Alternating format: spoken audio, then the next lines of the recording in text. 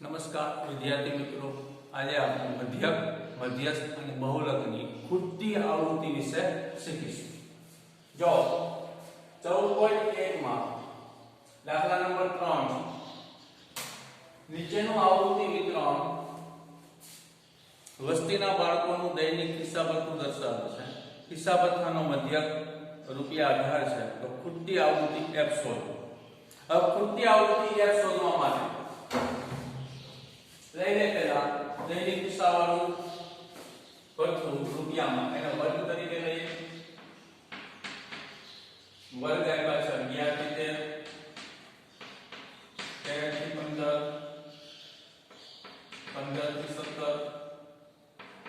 17 થી 19, 19 થી 21, 21 થી 23 અને 23 થી 25. F5 7 6 9 13 આ 1 થોડું દૂર લખો 5 અને 4. મધ્યક આપ્યો છે આપણે 18 એટલે 12 બરાબર 18.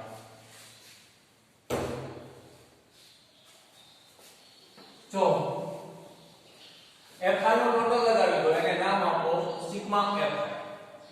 તો સિગ્મા F5 બરાબર 7 ને 6 એટલે કેટલા થશે? 2.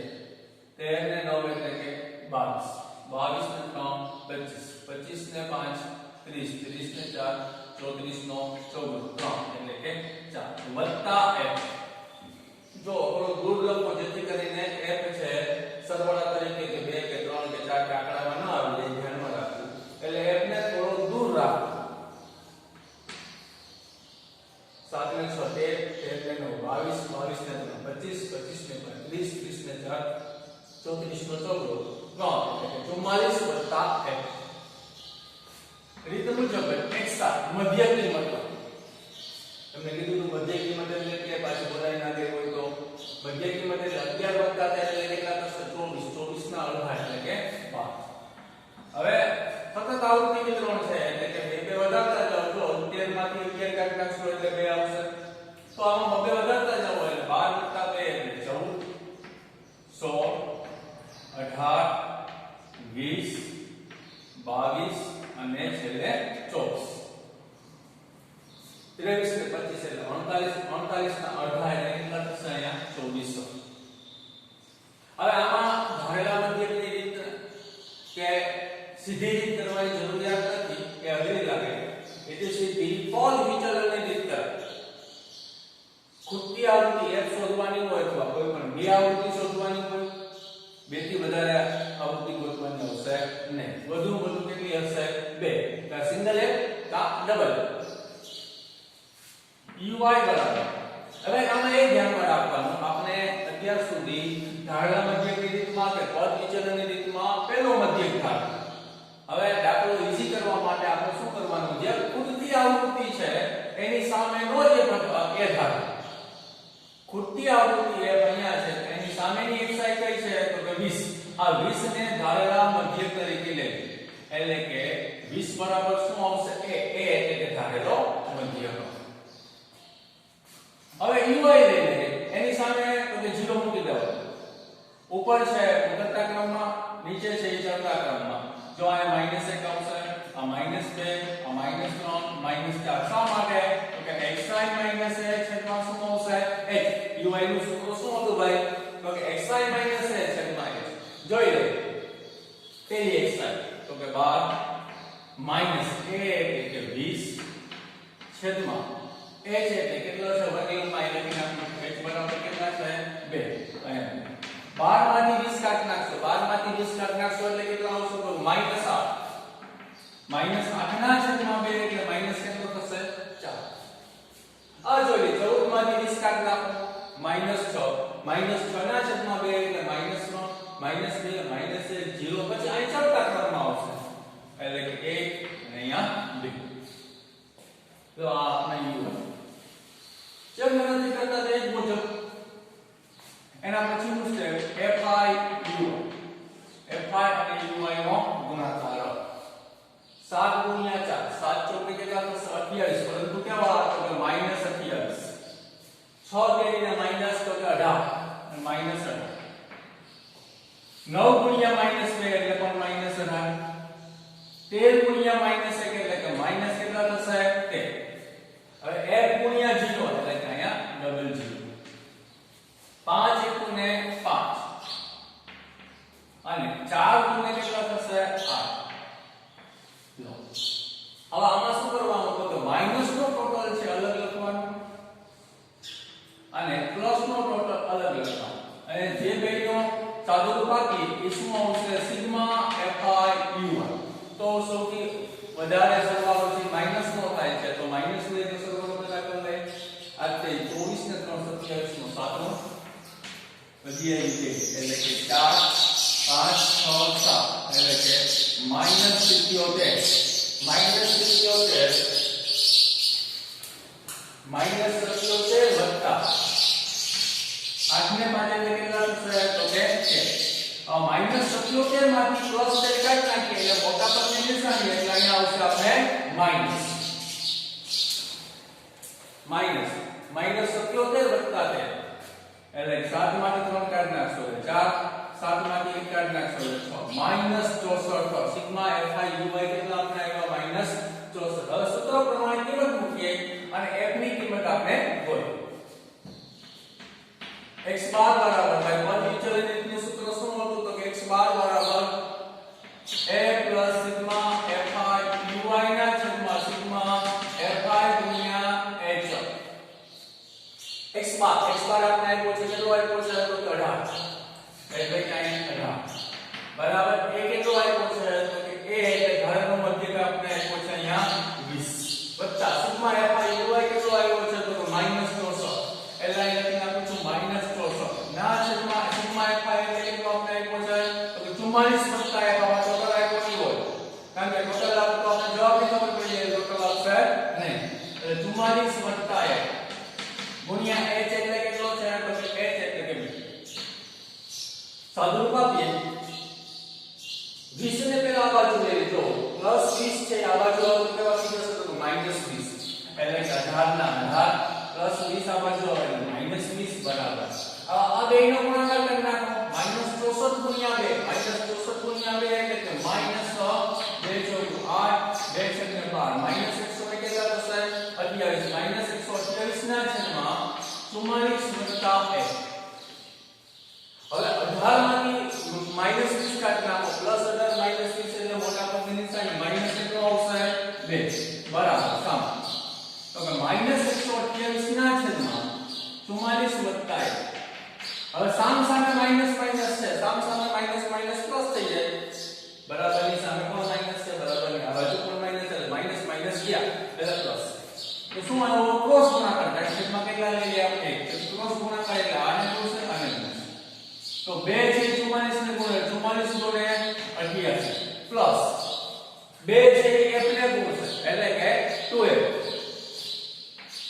બરાબર 128 ના 128 હવે પ્લસ 88 છે સામે જાય એટલે કેવા થઈ જશે -88 એટલે કે 2f બરાબર 128 -88 128 માંથી 88 કાઢી નાખશો એટલે કે 2f બરાબર 0 12 માંથી 8 જાય એટલે 40 ત્યાં તો f બરાબર બે ગુણાકારમાંથી નાના કાઢમાં 40 ના છેદમાં 2 40 ના છેદમાં 2 એટલે કે f બરાબર કેટલો થશે આપણો 20 લો ખૂટતી આવૃત્તિ કેટલી મળી તો કે આપણે 20 આમ ખૂટતી આવૃત્તિ f બરાબર કેટલા થશે આપણા 20 હવે આ પ્રકારના દાખલા છે સ્વાધ્યાય પોથીમાં આપણે છે સિંગલ f વાળા તો સિંગલ f વાળા દાખલા ગણો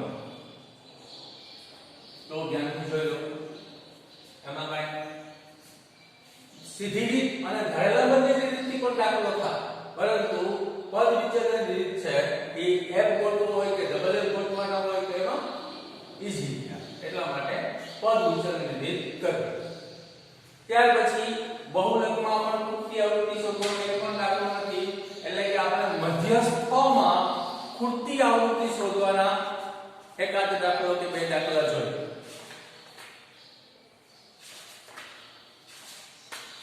તો 14.3 માં દાખલા નંબર બીજો આવ્યો 14.3 નો દાખલો બીજો. જો એમાં ખૂટતી આવૃત્તિ શોધવાની છે. જો પાઠ્યપુસ્તક ભેગું રાખી અને જે રકમ ચેક કરો.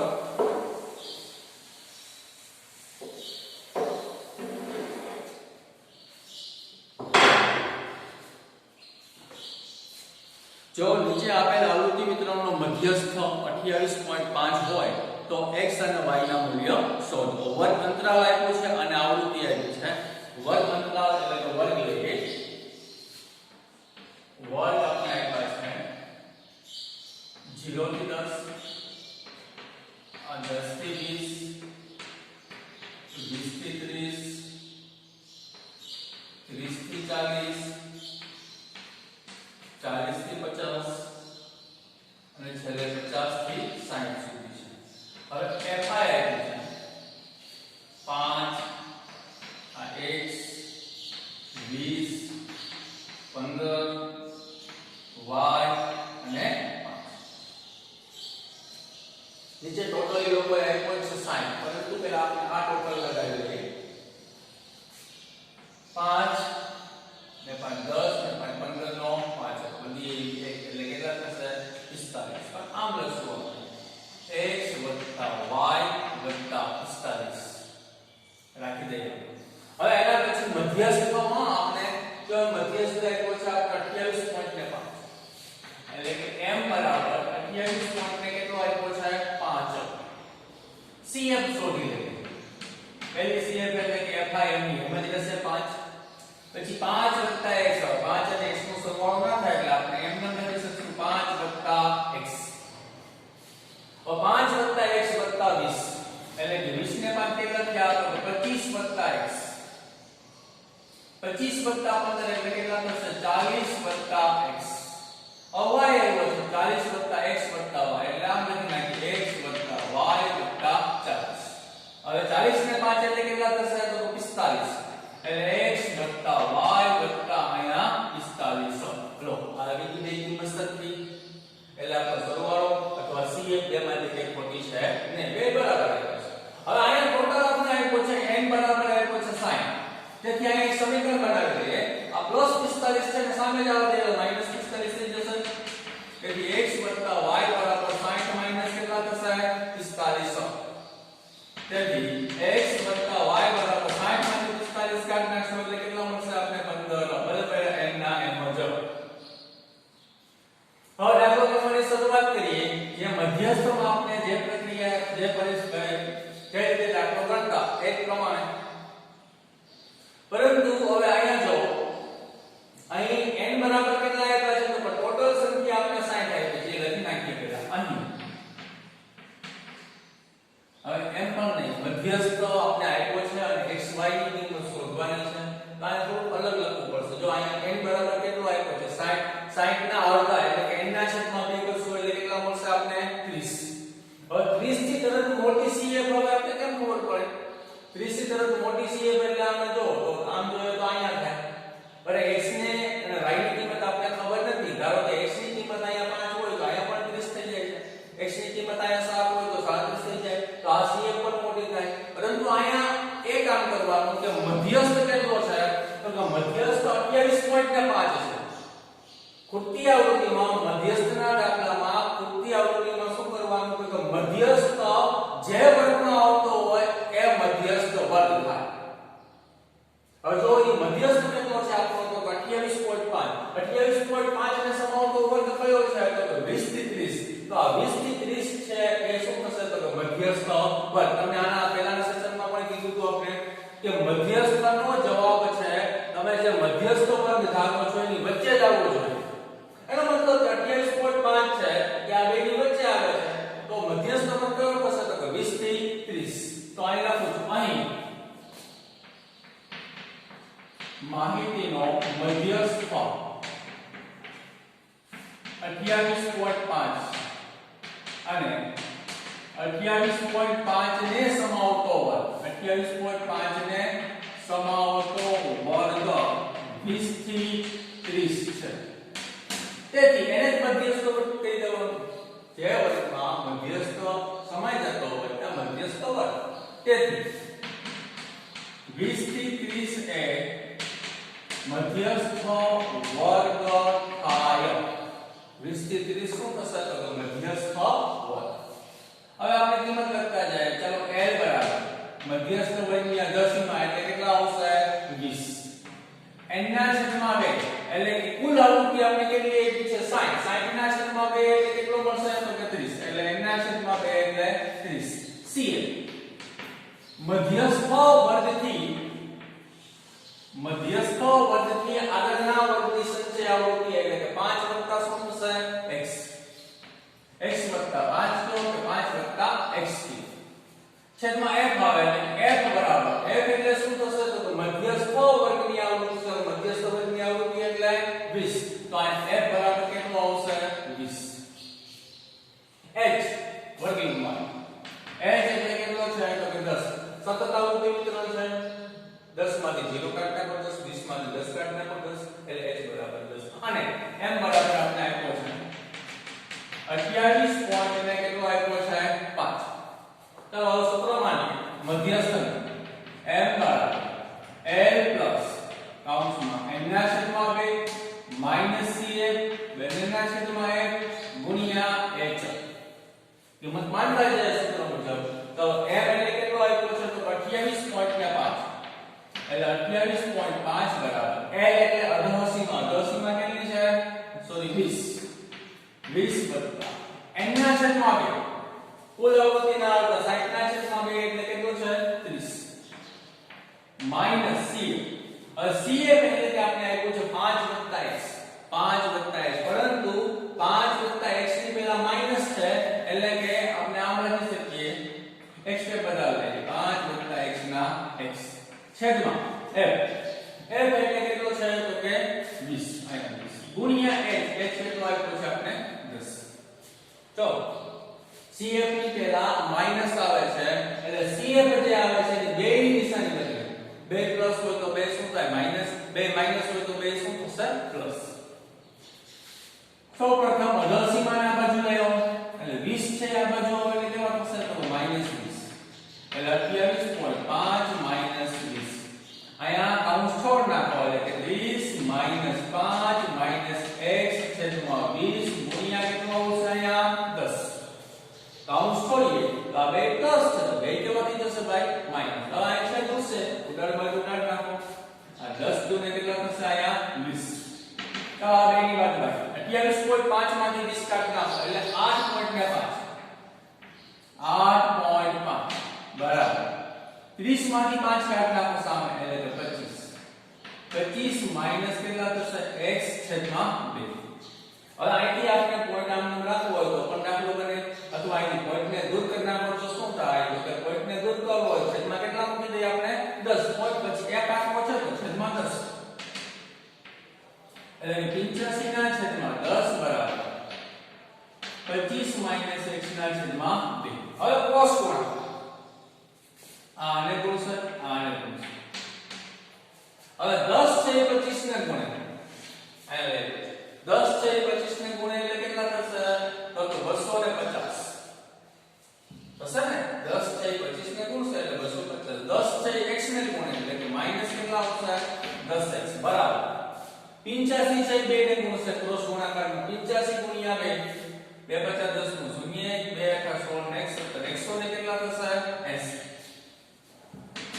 x ને વધારે બાકી દાખલો તો બાદ ત્યાંથી પતી ગયો એમનો x ને વધારે બનશે આ પ્લસ 170 છે ને આ બાજુ લઈ લો એટલે માઈનસ 170 આ માઈનસ 10x છે ને સામે લઈ જાવ એટલે પ્લસ 10x તો આમ બન્યું ને 10x બરાબર 250 માઈનસ 170 તો 10x બરાબર કેટલા આવશે 250 માંથી 170 કાઢી નાખશો એટલે કે 80 તેથી x બરાબર 80 ના છેદમાં 10 મળશે એટલે કેટલો થશે 80 ના છેદમાં 10 એટલે કે 8 ખોટી આવૃત્તિ f ની કિંમત સોરી x ની કિંમત કેટલી મળી તો કે આપણે 8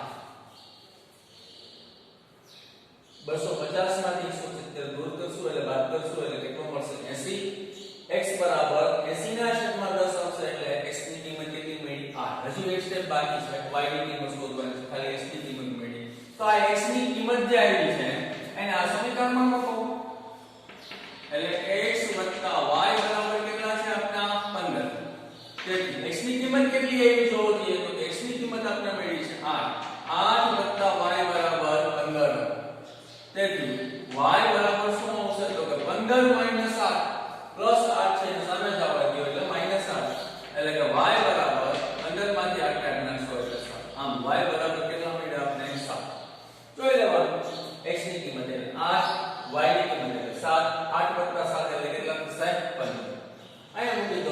45 ને 15 એટલે પણ કેટલા થશે 60 લો આ મધ્યસ્થમાં ખૂટતી આવૃત્તિ કેમ શોધવી એનો એક દાખલો હવે આમાં આગળ સ્વાધ્યાય પોથીમાં પણ આવા દાખલા છે એ ગણજો ખૂટતી આવૃત્તિ શોધવાના a પ્લસ જોઈ લઉં છું સ્વાધ્યાયમાં છે કે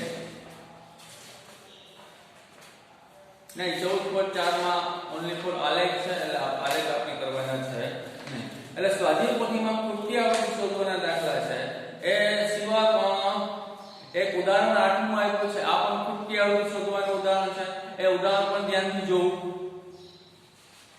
ઓકે ભારત માતા કી જય